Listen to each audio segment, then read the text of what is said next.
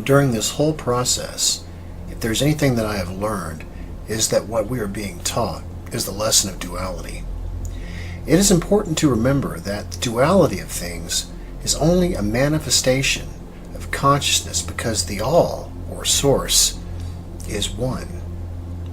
So in understanding this principle, let us take a look at the duality of good and evil. First, for those of you that follow the Bible, you were warned not to eat from the tree of knowledge of good and evil. Genesis 2:17. But of the tree of knowledge of good and evil thou shalt not eat of it, for in the day that thou eatest thereof thou shalt surely die. What is really being described in Genesis 2:17 is that man is being warned not to see things as good and evil, or dual in nature.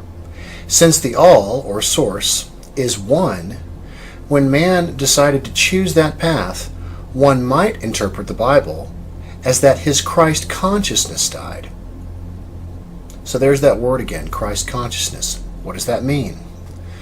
Well, Christ consciousness is defined as a concept of a spiritual transcendence of human consciousness in various traditions of mysticism. Within monotheism, it also refers to the awareness or knowledge of an ultimate reality, sometimes known as God. Alternative terms with similar meanings include superconsciousness, yoga, objective consciousness, Gurdjieff, Buddhic consciousness, theosophy, cosmic consciousness, God consciousness, Sufism and Hinduism, and Christ consciousness. In a secular context, higher consciousness is usually associated with the exceptional control over one's mind and will, and intellectual and moral enlightenment, and profound personal growth. In a spiritual context, it may also be associated with transcendence, spiritual enlightenment, and union with the divine. There are also other verses in the Bible that lead one to believe that the romantic versions and interpretations you were taught in church may not be the correct, and that Christ consciousness interpretation mysteriously aligns with other religious and spiritual teachings. For example, take the following verses from the Bible. Genesis 3:7. Following the consumption of the ideal of good and evil, we heard this. And the eyes of them were both opened, and they knew that they were naked, and they sewed fig leaves together and made themselves aprons. One might interpret the verse as in realizing the duality from good and evil, they experienced cognitive dissonance. Cognitive dissonance is discomfort caused by holding conflicting ideas simultaneously. And it was this point, not being in tune with the one, that Christ consciousness died. They surely died. Now back to duality. Let us take a look at the following from the Kabbalion ancient Hermetic philosophy. The Hermetic teaching does not imply a real duality. The all is one. The two aspects are merely aspects of manifestation. The teaching is that the masculine principle, manifested by the all, stands in a way apart from the actual mental creation of the universe. It projects its will towards the feminine principle, which may be called nature, whereupon the latter begins the actual work of the evolution of the universe, from simple centers of activity on to man, and then on, and on still higher, all according to well-established and firmly enforced laws of nature. If you prefer the old figures of thought, you may think of the masculine principle as God, the Father, and the feminine principle as nature, the universal mother from whose womb all things have been born. This is more than a mere poetic figure of speech. It is an idea of the actual process of the creation of the universe. But always remember that the all is but one, and that in its infinite mind the universe is generated, created, and exists. To see this visually, let's take a look at good and evil, where they exist on either pole of an ideal. Remember, at the highest level, since God or source, or the all, is one, good and evil also fit into or inside the one concept. As they are manifestations, either pole can analogously be related to the concept of a negative infinity and a positive infinity, of which pure good and evil is never actually reached, but is an ideal. Therefore, in every case, anything will always fall within the scale between good and evil. Further, one must also apply the concept of perception as well to the principle of good and evil. For example, when two countries go to war, why do both sides pray to God? The answer is because both sides have a different perception of what good is and what evil is. So in conclusion, we can purely see that good and evil are affected by two variables, perception and scale, but all within the manifestation of consciousness from which they are manifested. In other words, one person may see good as something completely different than the other, and to a different degree. For example, the cannibal thinks that eating other humans is perfectly natural, and although you think it's evil, in the end, it's really only a difference in opinion. Where this concept actually begins to really become important is when it is applied to your level of consciousness. Throughout history, man has allowed the church, the government, and other factions to tell them what right from wrong is. And I say, one does not need a book to tell him these things, nor does he need laws written on a piece of paper to tell him what's right from wrong. One does not need a priest or a judge to interpret the language of the heart.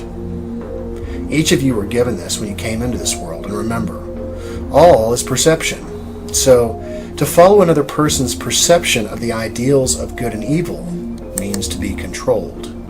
Here's another passage from the Kabbalian's principle of mental gender. The strong men and women of the world invariably manifest the masculine principle of will, and their strength depends materially upon this fact.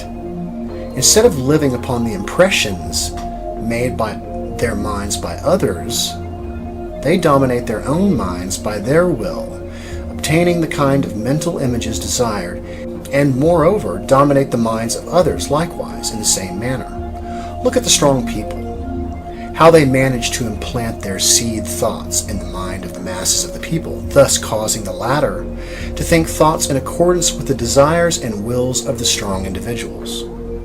This is why the masses of the people are such sheep-like creatures, never originating an idea of their own, nor using their own powers of mental activity. Kabbalion. So, are you ready to hear how you've been controlled for so long? Remember, it's not your fault. You didn't know. It's all part of returning to a Christ consciousness state. For one, the Church has understood the underpinnings of the meaning behind the tree of knowledge of good and evil, or duality, ever since it was written in the book.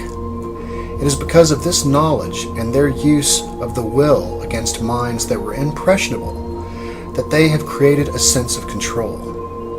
Man allowed the Church to define what good was and what evil was, and furthermore told him that because something was evil, he had to stay away from it. In other words, the Church directed you to stay away from the other information contained within the balance of source. Now, knowing that evil is only a manifestation formed from perception and scale of an ideal, then you can see that by not allowing man to perceive a balance of understanding of both good and evil, that your consciousness was at best only half of its potential. In fact, because you were not allowed to look at all of the information, you were never really able to form a frame of reference as to where you stand on your perception of what evil is and what good is. Therefore, with only one side of the equation, you lacked entropy and were thusly controlled. Now let's take a look at government. Government has continually used the idea of duality against you, continually controlling you through measures of divide and conquer. Some examples are race, color, sexual orientation, political views, and class. Using the Republican-Democrat analogy, government has kept you arguing among yourselves all the while they continued their plans, giving you more of the same each time one is chosen into office. And to make the situation worse, they bunch a complete set of separate issues into one bucket and call them, for example, the Republican ticket or the Democratic ticket. And I would argue that 99% of you find at least one or more issues that you agree to that are on the other ticket. So what is actually created is a sense of cognitive dissonance, and that no matter what ticket you vote, you have to feel bad that some things were not addressed by your party. And finally, one can apply the Fibonacci sequence and the golden mean to the development of consciousness. As we all know, when a seed from a plant begins to grow, it follows the Fibonacci sequence. It's a rough sequence, but one it follows and is born with much like the innate rough concepts of right and wrong you're born with that stem from the heart. You knew in your heart, even as a child, when you did something wrong or you did something that was not right. However, of those things you did not know, you learned through doing them. In other words, you had to experience the dark side before you could understand what the light actually consisted of. This backs up the previously stated concept that without knowledge of the dark, one cannot form the concept of the light. As your consciousness developed and became much more complex around the ideals of what your perception of right and wrong were, you transitioned from a Fibonacci consciousness to a golden mean consciousness. When looking at a graph of the golden ratio, we can see that as the complexity develops, the graph appears to be reaching a state of unity, ultimately losing its duality.